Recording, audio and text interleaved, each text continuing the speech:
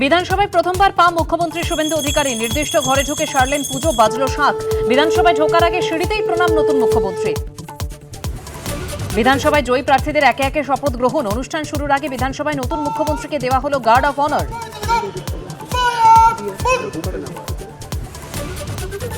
তিলজলায় অগ্নিকাণ্ডে কারখানার মালিক ও ম্যানেজার গ্রেপ্তার। বৈদ্যুতিক শর্ট সার্কিট থেকেই আগুন, প্রাথমিক তদন্তে অনুমান ফরেনসিকের। ডিসি শান্তনু সিনহা বিশ্বাসের মামলায় তৎপর ইডি। ডাইরেক্টরেট অফ সিকিউরিটিকে চিঠি। কোথায় পুলিশ আধিকারিক মনোরঞ্জন মণ্ডল? চিঠি গেল আসানসোল পুলিশ কমিশনারেটে।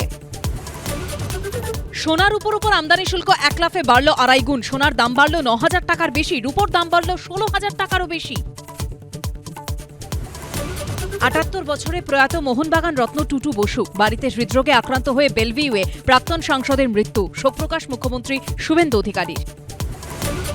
সুপ্রিম কোর্টে আজ ফের আইপ্যাকে ইডির তল্লাশি মামলার শুনানি। পালাবদলের পর সর্বোচ্চ আদালতে কি বলবে নতুন রাজ্য সরকার? ঘণ্টাখানেক সঙ্গে সমান রাত 8টা।